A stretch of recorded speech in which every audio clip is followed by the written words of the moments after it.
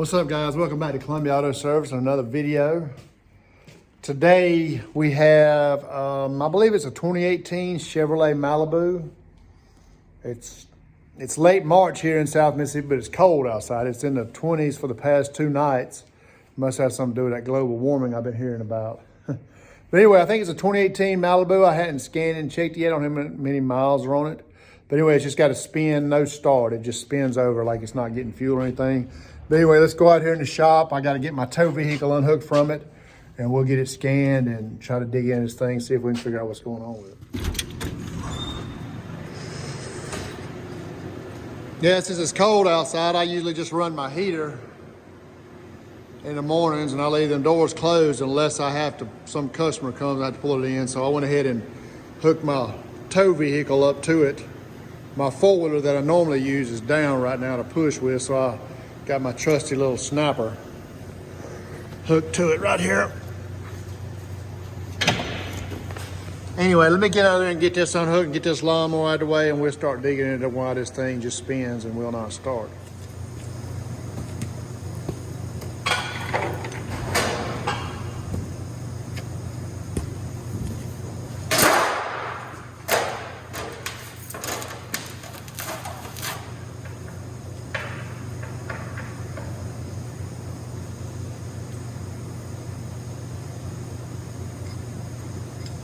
I guess I could have left this strap on there, and if they end up needing to pick it up in the air, I could have just got it off into the air instead of bending over and laying down. I usually like to do things the hard way, I guess.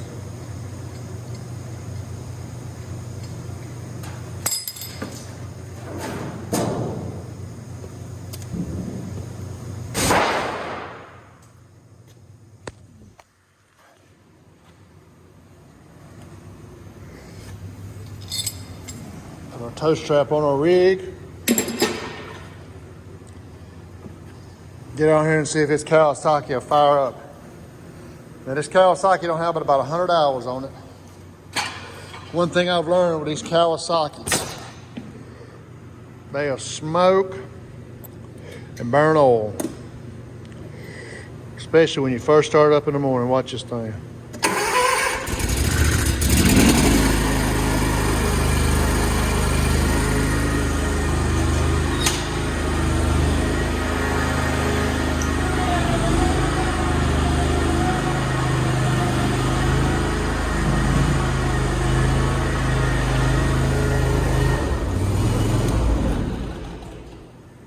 Those Kawasaki's, this mower here with this Kawasaki is actually a new engine. Probably got about 100 hours on it. This unit's got 280 on it. But my wife burnt one up on it because she ran out of oil. But anyway, that one right there is sold. It's one of the only big dog I've got left over from last year. And it's sold. Somebody's supposed to be coming to pick it up today. And then this one is a used one that I'm trying to sell. But anyway, let's get back on this car. That scan tool's not gonna work. It's not updated. It's a 2018, so I'm gonna need something that's updated.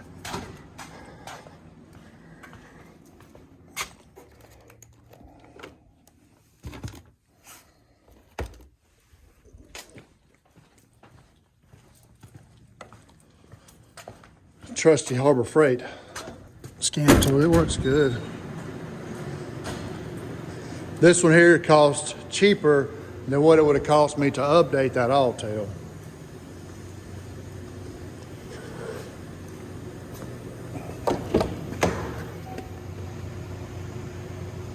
Well, I got a customer just pulled up. We have to leave this one and go see what he needs, and I'll take care of him, and we'll get back on this Malibu.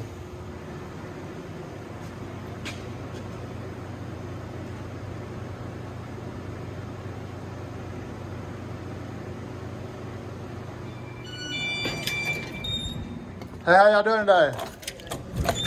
All right. He's gonna be a waiter for a minute, so I'll need to see what's going on with this Tahoe, or is it a Yukon? It's a Yukon, that white Yukon out there. He said his daughter works at the local school down here. I don't know if she's a teacher or what, but anyway, she smelled gas on the way to school this morning. So he went and picked it up, brought it in. He said he could look under and just gas run out from under. So that's a safety hazard. And they're gonna be waiting for a minute to see if I can fix it or if we need to order parts for it. So I'm gonna go ahead and get it in the shop See if we can get it in there and see where this fuel's leaking at from this Yukon before we get on this Malibu. Now it is a 2015 GMC Yukon with a 5.3, 177,916 miles on it. And they say they got a fuel leak.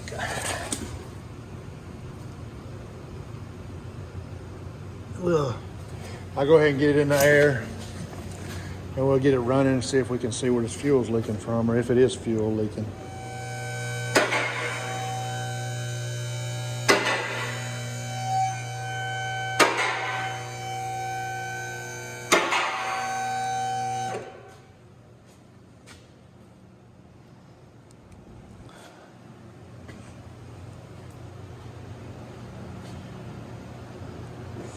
He said it was dripping off the transmission pan.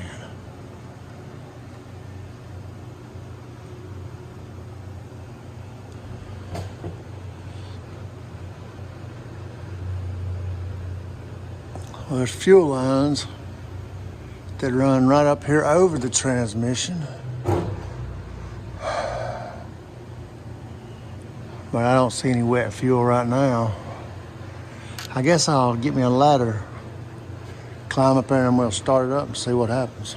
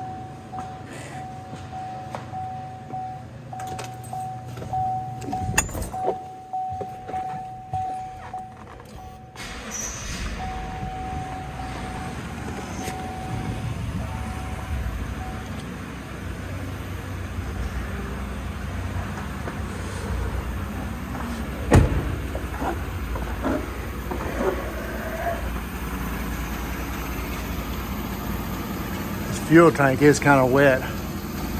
It's probably coming from the fuel pump.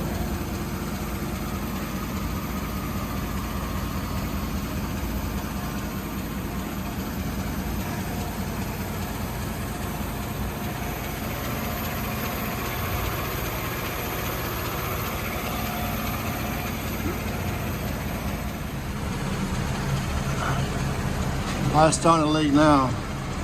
Something's coming from the top of that tank.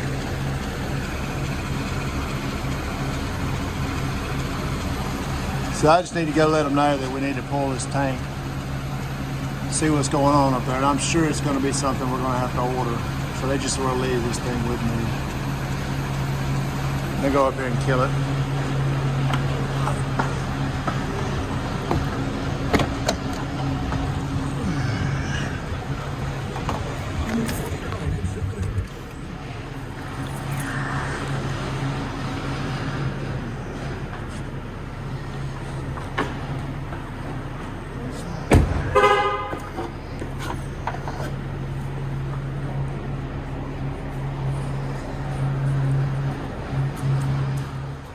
I got the Yukon back on the ground. The customer wants to come get a few things out of her vehicle before I get to pulling that tank out. So while I'm waiting on her to come do that, I'll go over here and we'll scan this Malibu. And I just had some used oil pumped, 300 gallons out of my used oil tank. They're going to take away. So we'll let this pneumonia hold back down and we'll get started on our little Malibu maybe.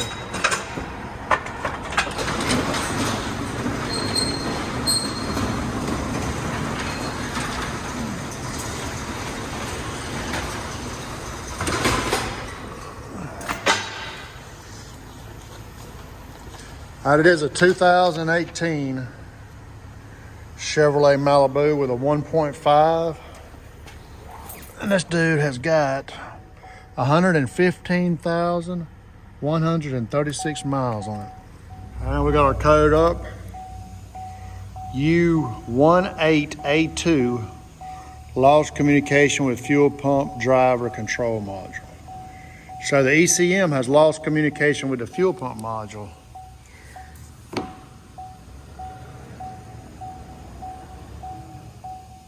U18A2. U18A2. Okay, I think we need to find and make sure we're getting a good fuse to it.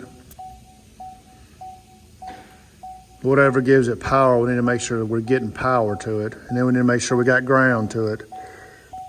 And then if all that's good, we may have a bad fuel pump control module in a Malibu. I don't know if I've ever changed one in one of these Malibus or not. But I'm sure it's the same one they put in all the GMs. It goes bad too. Anyway, let me see if I can locate this fuse. All right, here's our schematic. Fuel pump module, ECM. So we're not communicating with the ECM. So let's come over here to our fuse block, underhood fuse block, fuse 36 is giving all the power for everything. It's feeding our fuel pump module, our fuel pump modules.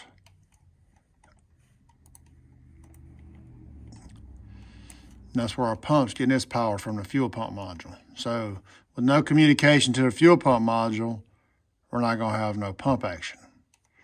So I guess first things first, we need to go and check the easy stuff first. Make sure this fuse is good. Because I did have one yesterday that was getting no fuel, but it was setting codes for every fuel injector and the system was open and the fuel pump relay was open. And it ended up the fuse, it was a 2012 Ford, and the fuse on it for the fuel pump ran the fuel pump and it powered all the injectors. So it was completely dead in the water. So anyway, we'll go check that fuse first. And then if that fuse is good, then we'll try to locate this fuel pump driver module. Let's go ahead and print this.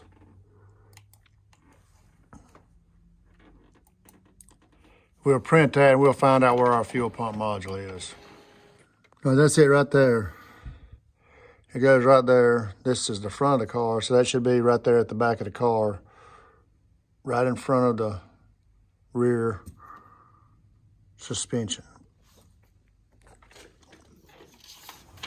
All right, fuse number 36. 36 is gonna be right there. So that's gonna be that 20 amp fuse right there. Yeah, right below the big fuse. So here we go.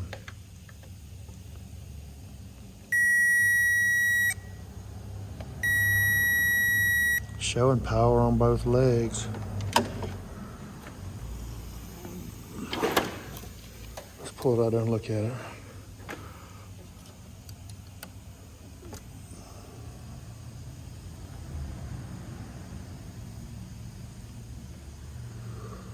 It looks good. See no crusties on it.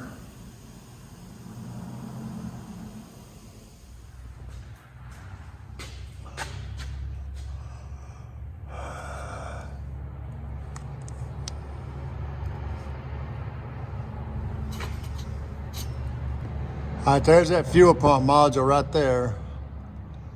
So I need to get some of that wire loom off of it so I can see them wires.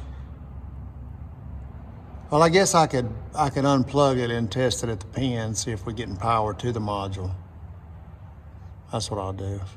Let me put this camera down so I can see if I can unplug it and see if I can figure out which pin's power. All right, there's a connector. The module went right up there, but I got it down here now where I can look at it. All right, so we got 7 battery positive. 22 is gonna be ground. There's 22 is ground. Okay, so we should have battery positive all the time.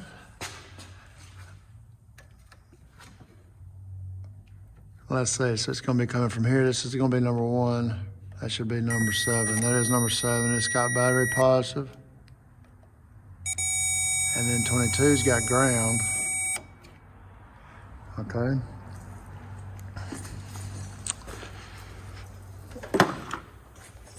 So that's all we need. I mean, we could check ignition power when it's on, but that shouldn't, it should still have communication. But we'll go ahead and check that anyway.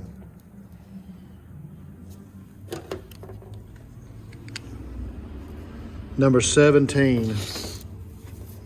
So it should be the second little one right there. I have to get my ladder, climb up there and turn it on.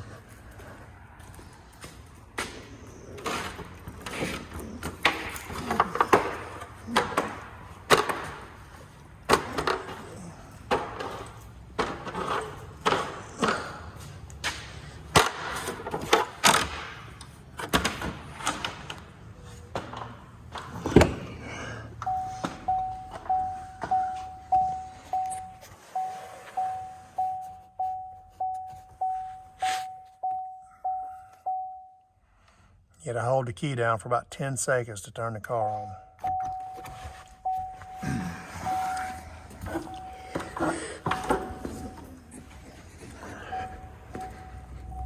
All right, my power probe wouldn't go in a little small connector, so I got me a pin that fits that connector. Key is on. We have power. The key on, let me hold it. We have power with key on. Let's go turn the key off.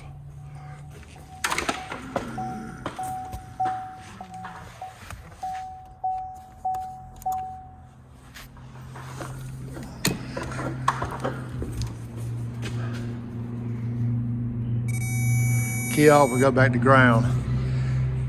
Okay, now while we're here, we can figure out which pin powers this fuel pump, and we can power it on, see if our fuel pump kicks on. If I had somebody here with me, I could have them try to crank it while I was powering the fuel pump on, but I do not. I could rig me up a wire. I could rig me up something. If we can hear the fuel pump running, I'm gonna rig me up a wire and start this thing. All right, which one's the fuel pump? Number 8. Number 8 closes. The fuel pump module tells number 8 to close, sending power to the fuel pump. So number 8, which is going to be the one right past our battery positive. Okay, that's easy enough.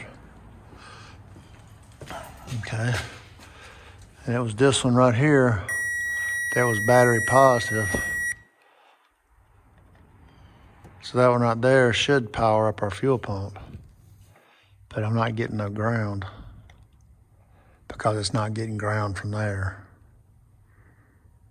Yeah, it's not going to power up without the ground because it also gets its ground from number 9. So we would have to have a ground at number 9 to power up our fuel pump. So we got a ground at 22. So I can send our ground from 22 over to 9 and power number 8 up, and our fuel pump should come on. 22 to what? 22 to 9. And then give power to 8. So from 22, okay, our ground was right here. 9, there's nothing in 9.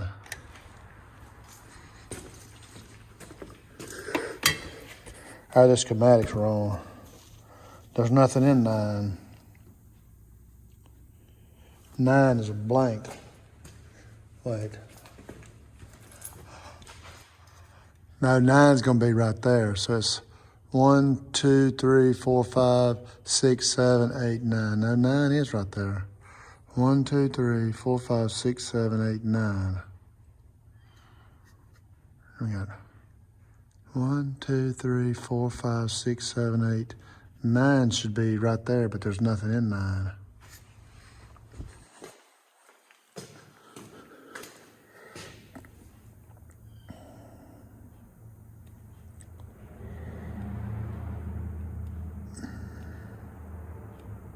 Why is there nothing in 9? Okay, let's go back to our pin out here and look. All right, here's my pin out. Somebody's wrong somewhere because this one right here's got 17 through 30 is not occupied. And we know that number 22 is our ground for our fuel pump module. Okay, and it's saying number 9 right here is the ground. So GM's bad about that. Sometimes they don't have everything just right. You may have to go to up a year model or down a year model and get exactly what's right. I could stop and trace these wires out and figure out what goes to where, and I could power this fuel pump on, make sure it comes on, but it's a bad fuel pump module, all there is to it. So I'm gonna go ahead and see about getting a fuel pump module price and get it, see if the customer wants to fix it, see if they want to order it. But anyway, I guess I'll go ahead and do that, call and get prices on it, see if it needs to be programmed or not, and then we'll get started pulling our fuel tank out. All right, I got our fuel pump control module ordered, $113 with all this. It was $118 list price to the dealership, plus my labor, time getting it in, time diagnosing it, time looking at it. She's gonna be looking at $343 to put a fuel pump module on that 2018 Malibu, and she'll be ready to go. But if you have the same kind of vehicle and you have the same kind of problem, and you can get under the car and it's set in that code and you just want to try it, you can go get your own fuel pump module and just 2 10-millimeter bolts up there and drop it out, unplug it, plug it back in, see what happens. It requires no programming or anything. It's just a plug and play module. But anyway, we'll leave that one there till tomorrow. I'll come in tomorrow and change that out and she'll be ready. So now we'll get this Yukon in there, see if we can drop this fuel tank and see what's leaking on it.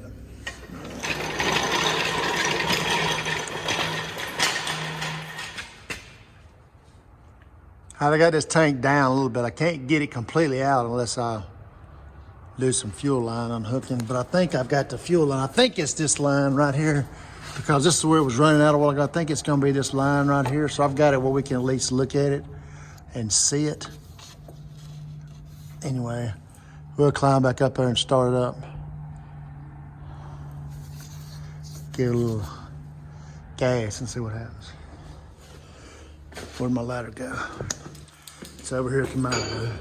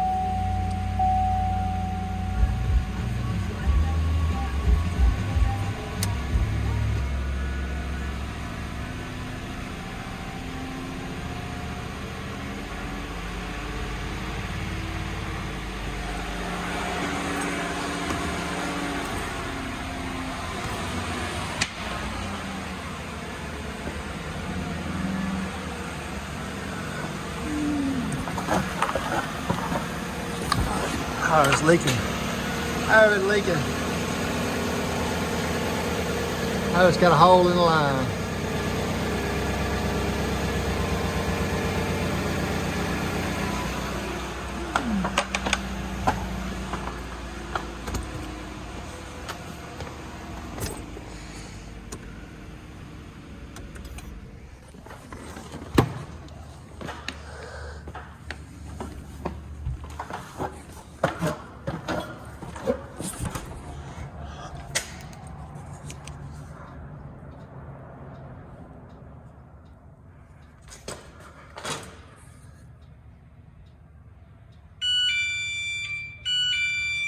Fuel line's got a hole in it. Somebody's in the showroom. We go see what they need.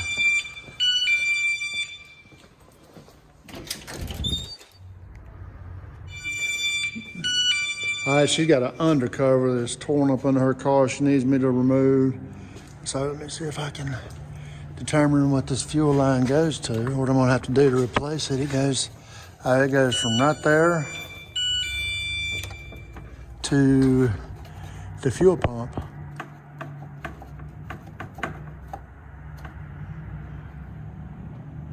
I wonder if I can get it off of there without pulling any more down.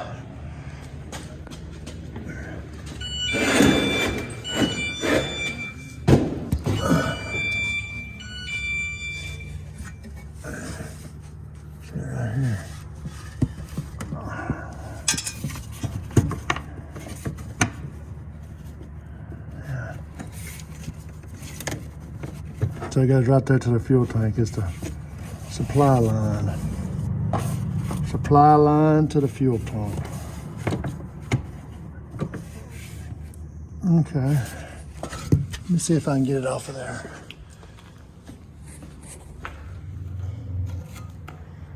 All right, there it is. Supply line comes from the tank.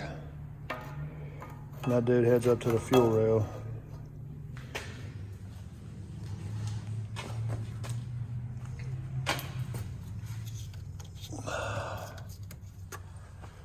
All right, let's go see how much that thing costs. All right, I called him. He said it had to be fixed. 4 hours labor, dag time, pulling the tank, putting the tank back in, replacing that $94 line, tax and all. They're gonna be looking at $446 to change out a leaking fuel line on a Yukon. Now again, it's something you can do if you want to do it on the ground, unless you got your own lift. Anyway, we got that tank. That tank's hard to get out of there too.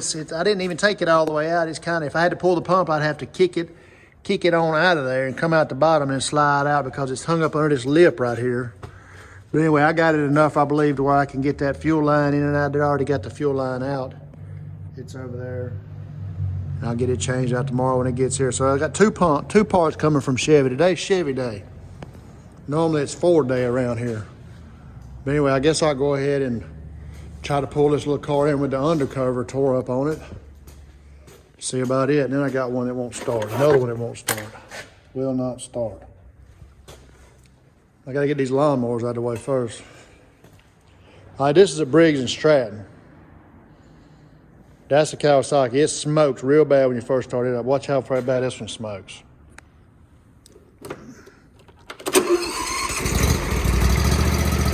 No smoke at all. Kawasaki, burn oil. It'll probably still smoke even though it's already been started once. Smoke every time you start them. Yep. Sure did.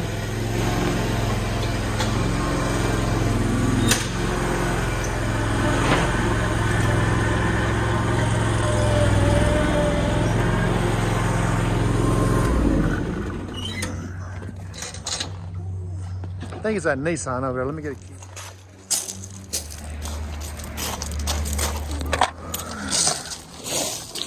Oh, it ain't too bad. It's hanging down a little bit. She asked me if I could just remove it. Yeah, I can take it off of there. Let's get it on the rack. The Nissan Altima with 202,675 miles on it. I forgot she was asking me about the roaring noise when she starts it up too. It's got an exhaust leak.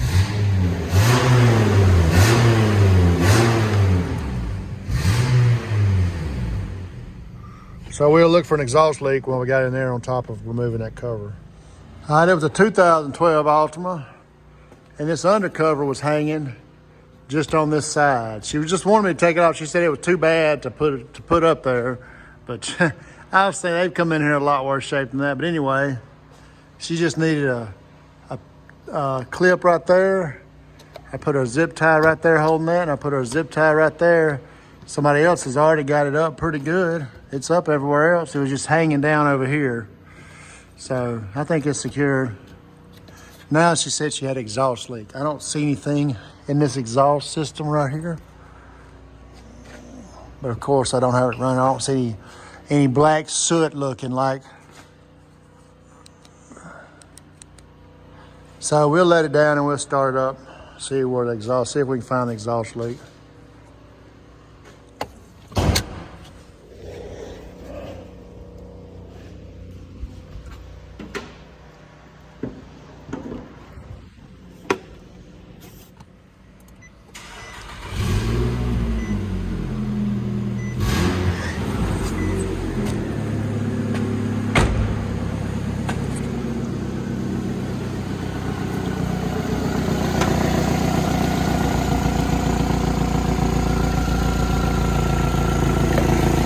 Sounds like it's right up underneath that heat shield on that manifold.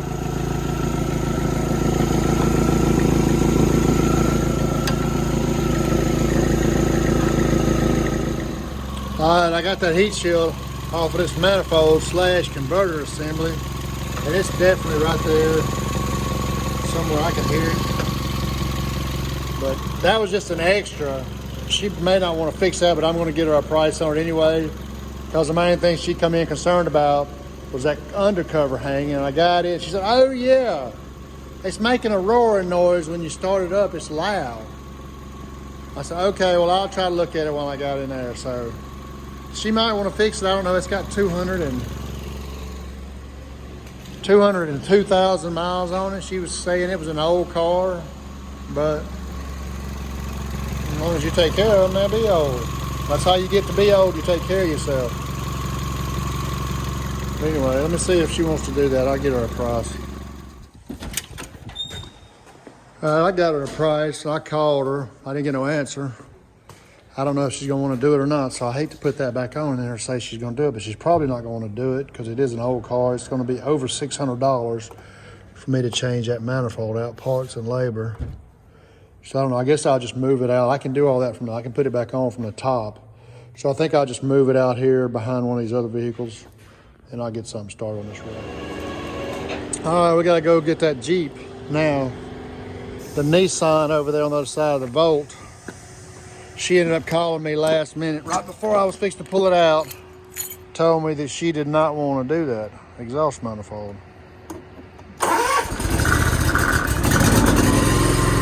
So smoky.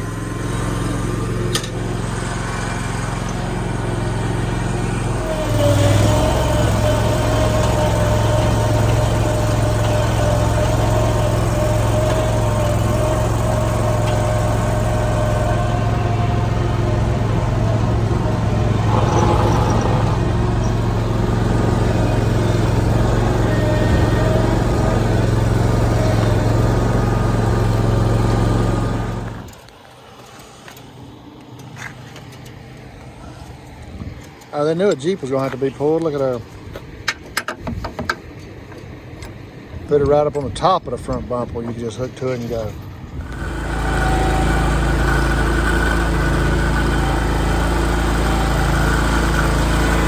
Where you going?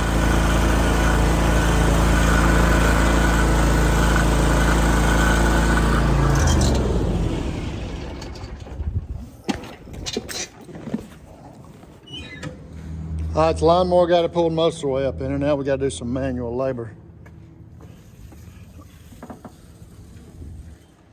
And it's crooked. Oh, it's crooked on the lift. Maybe I can get it lifted up if I need to. We'll work with it right there somehow or another.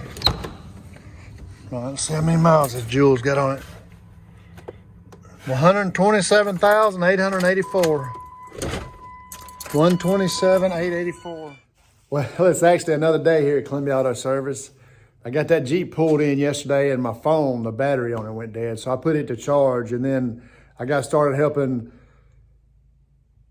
a family member of mine work on his truck. I got it tied up on a rack, and then so we spent the rest of the day trying to work on his truck, and I was changing that starter out on that Jeep. That Jeep didn't need a starter, so that's all it was. I got that starter changed out. But anyway, I'm going to end this video right here, and I'm going to pick up on starting another video today. Should have those parts in, should have that fuel line in today for that Yukon. That fuel pump module should be in today for that Malibu. So maybe on this video I'm fixing to go start right now, we'll get those back up and going and get those off my lift. And then I've got a Ford church van out there that it only blows out the defrost, which is going to be a vacuum issue. So they went a couple of weeks ago, he told me, and rigged it up where it would blow out the vents only. So I got to go back in there, try to figure out what they did, and then fix it to where it works right. I don't like working on those old vacuum systems on those AC units, but anyway, that's what we're going to do today. But anyway, I appreciate you for watching this video, and be looking out for tomorrow for the video for today. Appreciate you and have a great day.